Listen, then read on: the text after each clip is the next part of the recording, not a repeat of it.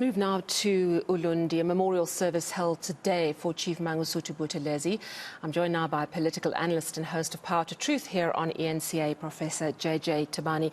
JJ, thanks so much for joining us. There were a lot of very moving speeches today at the memorial service.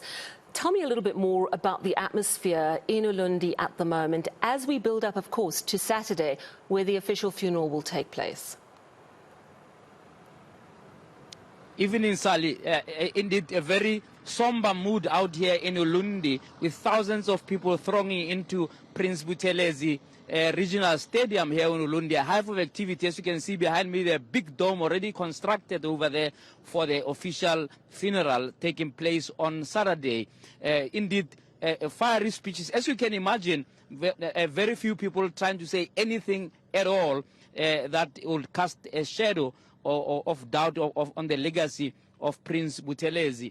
The speech that I thought was quite profound and quite balanced was that of Velinkosini Tlabisa, who's the leader of the IFP, who took over from Prince Buthelezi, indicating, in a sense, cataloging his history, but also acknowledging that there were very testing moments for Prince Buthelezi as someone who had to take leadership one way or another during the conflict years. But of course, it's a funeral, an African funeral. You don't expect people to dissect too much into their legacy. In fact, if you listen to Dr. Ndlozi of the EFF, he was on the other extreme, warning people not to listen to naysayers and people who are negative about the legacy and so on. So you can expect that, as you have seen even yesterday, Sally, various political parties descending on Ulundi, clearly as a way of pledging solidarity with the family, but more importantly, truly as something that looks forward to the next year's elections,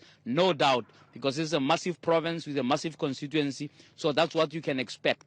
Other things that are going deep into analysis really were put on the sidelines. Leaders of a provincial government, for example, calling for a statue of Prince Buthelezi to be erected.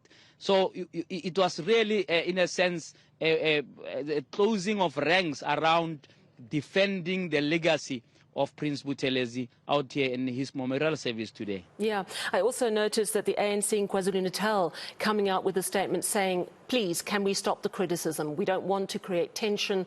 Let's just mourn Chief Buthelezi.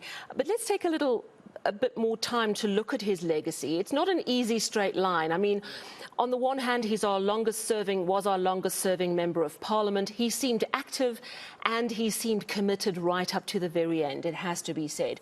Yet a very troubling past. If we look at what happened between the IFP and the ANC in the very troubled 80s and early 90s, the TRC, the Truth and Reconciliation Commission, found that he had a case to answer, essentially. When you consider the life of Mangosuthu Buthelezi, what comes through more? A man who perhaps did the wrong things for the right reasons, or someone really who has blood on his hands? I wish I had an original idea on this matter, Sally. Our friend Prince Mashel wrote a piece that I thought was quite profound. He's saying, no one is all good or all bad. And when we consider people's legacies, we need to understand that. And so people who are saying, oh, he was all bad and terrible and murderous and what, and forget the last 30 years are also not genuine. And those who are saying, oh, he was just a saint with no blemish, forgetting his role before 1994 that you can criticize, are also not honest. So when we look at it, we need to be able to say, every person has an opportunity while they're still alive to reinvent themselves. So if somebody, did something bad, we need to be able to acknowledge that, there are certain things that went wrong. Even Tlabisa this afternoon, referred to the 20,000 people who died to say what he believes the role of Mangosuthu was at that time. Others may have a different view, right?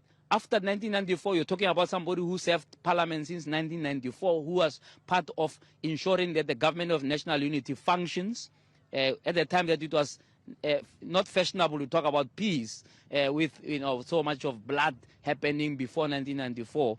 So we can't erase the last 30 years and simply consider what we may think is a political, conflict that he was at the center of. So that's how I would look at this legacy, that when you write history, unfortunately, you are not just going to write the good about the person, even if that was the last thing he did on earth. You are going to start to say this person was born 95 years ago. What did he do in the first 40 years? What did he do in the last 40 years? So I think we need to learn to be honest and understand, calls about, oh, let's mourn and so on. That's okay. But the discussion about this legacy won't end on Friday. On Saturday is his funeral. We lay him to rest. Next week after, years from now, we'll still be debating what his real legacy was, what his contribution to building South Africa was, after 1994. It's not something you can just sort of, in a sense, ignore because you are too angry about what he did before 94. But you can't also come and pretend that he was born in 1994. He was in 1994. He was already in his 60s. And I think it's our desire. Somebody like. Yeah. Sorry, I was just going to say it's our desire to have a hero or a villain. We don't like the grey areas.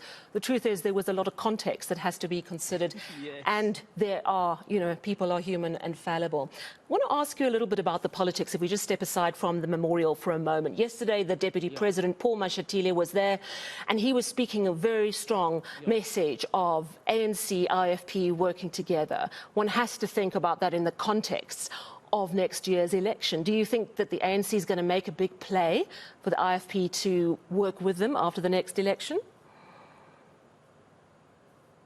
I'm not holding my breath in that regard, Sally. Just 2 weeks or 3 weeks ago, the IFP went into a coalition agreement with parties who vowed never to work with the ANC. I'm putting it as bluntly as that. They actually had to force each other to sign to say, you're not going to work with the ANC. So whatever the IFP wants to do, they may have to do it after the elections, to be frank. So I'm not holding my breath that on the back of the passing of Mangosuthu, they'll suddenly want to work, because now they'll irritate their election partners. They've already stated they want the ANC out of power here in the province of KwaZulu-Natal, out of power nationally, and to do that, they have now gone into bed with I almost say the National Party, but same difference, the DA and the rest, right? And they vowed not to work with the ANC. So they may work with the ANC on many things, so that maybe there could be a peaceful collaboration in the future, but that won't be ahead of the elections, in my view, given what they've just signed, unless they resign from that multi-party coalition, because they were part of those who are accusing the DA of having a shadow discussion with the ANC, and so they wanted everybody to commit that they're not going to work with the ANC. Yeah, and tonight, I understand at 8 o'clock, you're actually speaking to the leader of the IFP. Obviously, he gave a very rousing speech this afternoon. What one question are you dying to ask him? Hey, Sally, obviously, I want to ask him how he sees the IFP going into the next election without Buthelezi. Remember, they just had this discussion maybe a few weeks ago to say, despite that Mangosuthu Buthelezi was no longer the president, he will still be used as a symbol for the election. So maybe the question would be, are they sticking to that?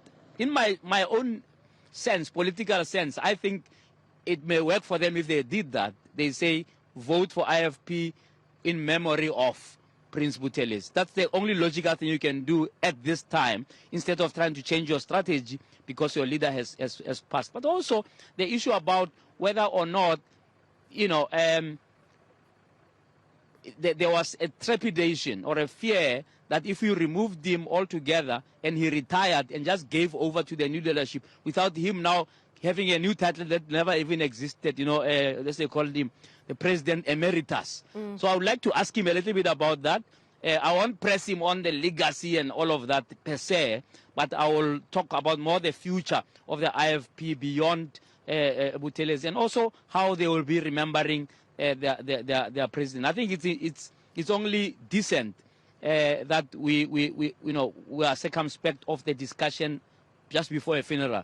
Yes. But like I said, it's not like it's the end of the world. There's still going to be months and years of reflecting, dissecting. Historians are going to write. They're not going to be told how to write, how to reflect.